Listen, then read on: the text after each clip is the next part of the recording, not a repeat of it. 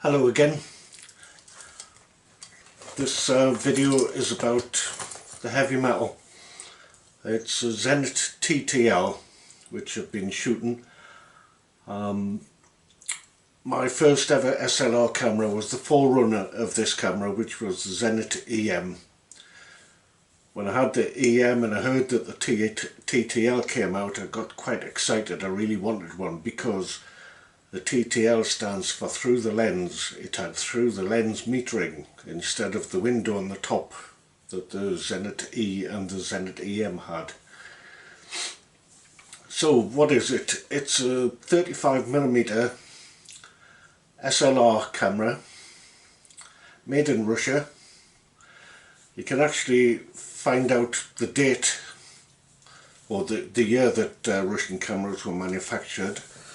On the back here there's the serial number, and the first two numbers represent the last two digits of the year it was manufactured. So in this case it begins with 80, so it was manufactured in 1980. There's one on the lens as well, but I'd have to take the lens off to see the serial number. I believe the lens was manufactured in 1978. So probably not the lens that originally came with this camera, or the right type of lens. The Helios 44M is a well-known lens based on a pre-war Carl Zeiss design, the Biotar. We'll come to the lens later. Looking at the camera itself, they really are basic cameras. Built to last, very heavy. On the top you've got a shutter speed dial. The shutter speeds go from a 30th up to a 500th plus your beast setting. On here you've got your frame counter or film counter, which when you put your film in and get it set up, you have to set this manually. So you move it around, there's numbers on there, and there's a little arrow at the top, so you set it to 0 when your film's loaded, click, move it on, and you're ready for your first frame. On this side we have the film sensitivity setting. It's got two scales, which is DIN and GOST, which is the Russian equivalent of ASA or ISO. Not quite exactly the same, but for example 400 ISO is probably equivalent to about 450 GOST, but we're talking about a quarter of a stop difference, not much to worry about. The camera has a cold shoe, which basically is a flash mount, but your flash would have to have a cable to fit into the socket here.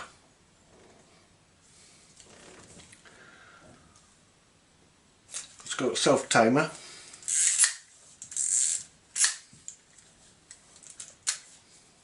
which is on the front here. Turn that round, set it away. Makes a reassuring grating noise, so you know it's actually gone, and then it goes after about 8 to 10 seconds.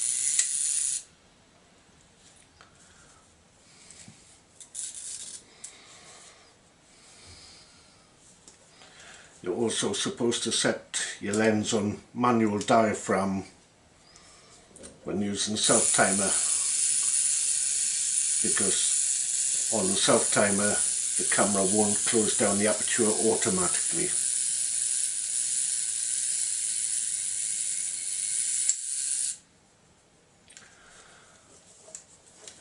On the back you have the battery housing.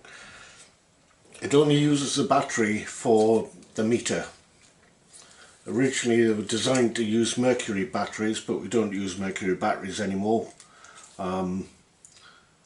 I actually got an equivalent battery from a small battery company, which I think is a lithium battery, and I've read that the battery really just sends current to the meter, and the actual reading of the meter isn't dependent on the voltage. So as long as you've got power to the meter should give you a reading. If you have one of these cameras and you think the meter is reading incorrectly, if you can measure it against something, you can actually adjust it. There's a little silver screw there. You can adjust it with that up or down so that it matches your trusted source, and then you can set it up for accuracy. On the side of your camera, pull that lever up and it opens up the back of the camera. When I bought this camera, by the second roll that I'd run through it, I realised I had light leaks, so I've actually replaced the seals recently on the door.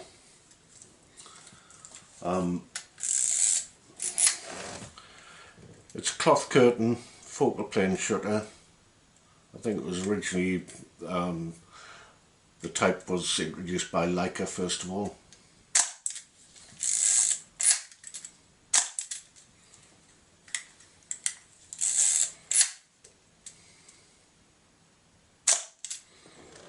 So here we have, it's a 40-year-old camera and the shutter speeds are working perfectly. So when you put your film in, just pull that up, put your film in there, pull the leader across, and goes into a slot here. Make sure that your sprocket, the holes in the side of the film are fitting onto the sprocket there, and wind it on. Make sure it's caught, and then close up the camera.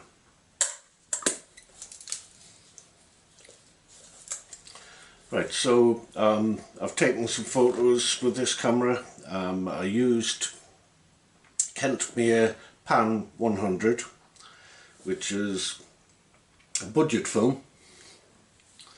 I think it was certainly under £5 roll from those nice people at Analog Wonderland. So we're going to have a look at the photos and then I'll come back and we'll talk about the results.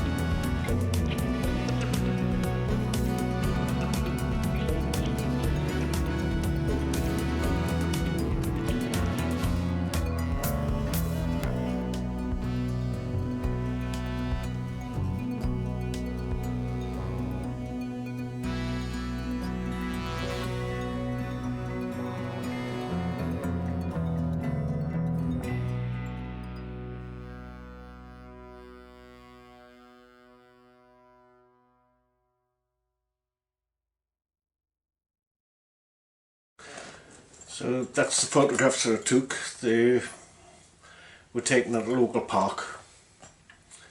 When you're shooting with the Zenit, really you're suffering for your art. Compared to Japanese cameras at the time, they aren't the most comfortable cameras to be using. Apart from the weight hanging around your neck, you have to keep looking to check your settings. There's no reading in the display about what your shutter speed is or what your aperture is. All you've got is your LEDs. Oh, on this one it's a needle with plus or minus, and I suppose you can reach round, change the aperture until you get the needle into the center position, which tells you that your aperture, your exposure is right. I must point out it's stop down metering, so you have to actually half press on the button to close your aperture before you take a reading.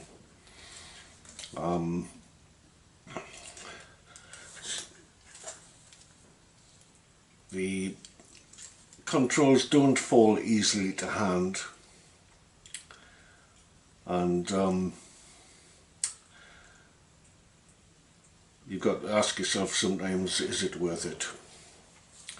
So, as I mentioned, the shots were taken at a local park, mainly playing to the strengths of the lens. The lens is renowned for very good background blur on your photograph, so it took a lot of close-ups to throw the background out of focus. It was a bit of a windy day, and that can be a pain in the backside as well. If you're shooting close, you don't really need to be wide open on your lens because the depth of focus is very small anyway. And focusing on a windy day, the subject might be blown backwards and forwards if it's grass or a flower or something like that. You've got more chance of success if you use a smaller aperture, because you've got a little bit more depth of focus, depth of field.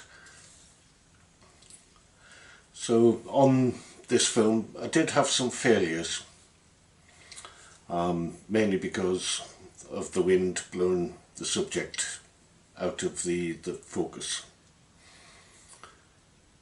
But the winners, I'm happy with the winners, and it makes it worthwhile. When you get good results from a camera this basic, this crude, it really is good. It makes you feel good to have those winners. Now, the film that I was using, Kentmere Pan 100, it's the first time I've ever used the film. I processed it myself in Ilfosol 3, and there were different timings according to the dilution.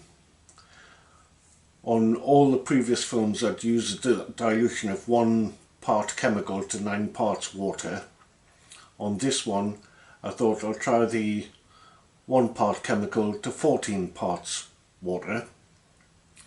It's a longer time in the developing, and I wasn't sure if that would be better for grain or worse for grain. I'm a novice when it comes to processing. I've still got to find these things out. If you have any opinions on that or experience of that, please let me know. I'll be happy to learn better processing. I found some of the shots a bit grainy, but generally quite pleasing. I quite like the film. The camera, I was going to do the next roll on another Zenit camera, the Zenit E, but to be honest, shooting with these cameras is a bit like purgatory, self-flagellation. You do have to work hard at it. So anyway, I'm glad I've done it, and I'm glad to share the results with you.